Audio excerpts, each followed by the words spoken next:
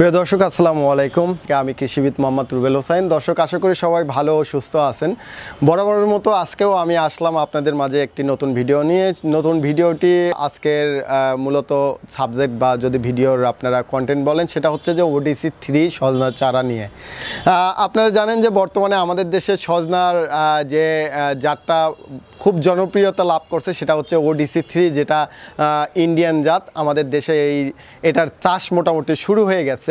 তো আমি আসছি হচ্ছে বগুড়া জেলার সদর থানার আমি হাকির মোড়ে একটা ছাদ বাগানে আসছি, রুমান ভাইয়ের ছাদ বাগান।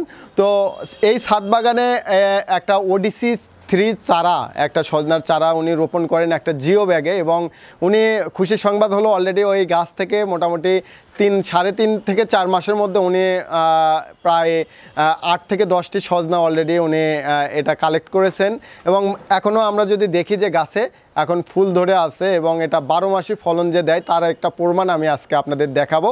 তো দর্শক, আপনারা যদি আমাদের চ্যানেলে নতুন হয়ে থাকেন অবশ্যই চ্যানেলটি সাবস্ক্রাইব করে রাখবেন এবং পরবর্তী ভিডিওগুলো এবং পরবর্তী কন্টেন্টগুলো যেন আপনি পেয়ে যান, সেক্ষেত্রে আমাদের চ্যানেলের বেল বাটনে ক্লিক করে রাখবেন। তো চলুন দেখা যাক এই আজকের এই ওডিসি 3 সজনার চারাটি।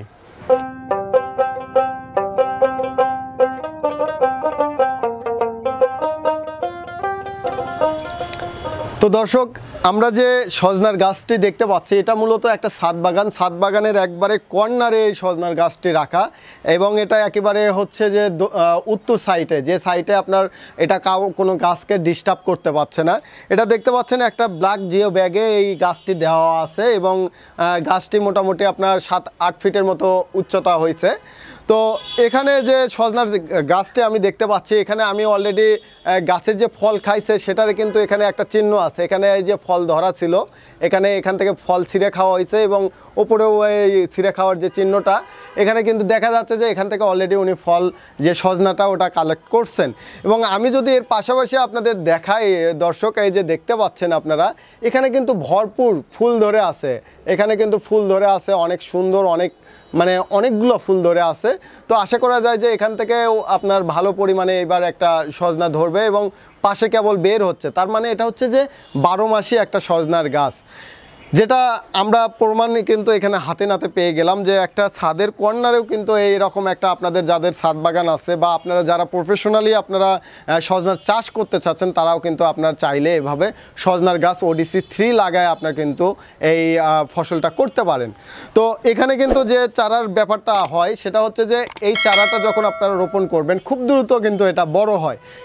এর মোটামুটি 4 থেকে 5 ফিট হাইটের পর আপনার মাথাটা কেটে দিতে হবে, তাহলে হবে কি এটা আর ওপর দিকে বেশি বড় হতে পারবে না, চারদিকে ডালপালা হয়ে ঝোপালো হবে এবং সজনার যে ফলনটা এটা অনেক বৃদ্ধি পাবে। আর একটা বিষয় হচ্ছে যে যখন আপনারা সজনার গাছটা রোপণ করবেন, আপনারা একটা জিনিস মাথায় রাখবেন, এটা রোপণ করার কিন্তু সিস্টেমটা হচ্ছে যে জায়গাতে রোপণ করবেন পর্যাপ্ত পরিমাণে কিন্তু জৈব সার ব্যবহার করবেন। এখানে আমরা ধরে রাখি যে গর্তপূর্তি বা একটা জিও ব্যাগে যদি আপনারা এই সজনার চারা রোপণ করেন, আপনার মিনিমাম 8 থেকে 10 কেজি জৈব সারটা ব্যবহার করবেন, তাহলে এটার ফলনটা আরও বেশি আশা করা যায়। আর একটা বিষয় হচ্ছে যে সজনা গাছ যেহেতু পানি সহ্য করতে পারে না, আপনার যে জায়গাটা রোপণ করবেন অবশ্যই জায়গাটা উঁচু হতে হবে, পানি যেন আটকে না থাকে সেই ব্যবস্থাটা রাখতে হবে।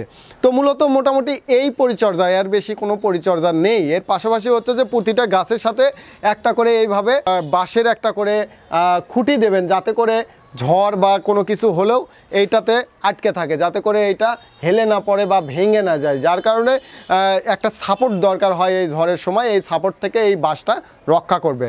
তো সজনার যেহেতু আপনারা জানেন যে রোগ প্রতিরোধ ক্ষমতা বেশি, আর রোগ বা বালাই নাই বললেই চলে, যার কারণে আপনাকে কিন্তু অতিরিক্ত কীটনাশক বা ছত্রাকনাশকও প্রয়োগ করতে হচ্ছে না।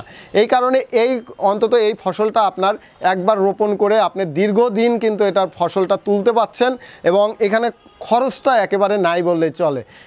আপনার যেহেতু আপনার কীটনাশক ছত্রাকনাশক এগুলো দিতে হচ্ছে না, অতিরিক্ত সার দিতে হচ্ছে না, আপনি কিন্তু সজনার যে বর্তমান বাজার অনুযায়ী কিন্তু সবসময় 80, 90, 100 টাকা কেজি কিন্তু সজনা থাকেই, যার কারণে আপনারা যদি এই সজনাটা করতে যান তাহলে আশা করি যে আপনারা অনেক লাভবান হবেন।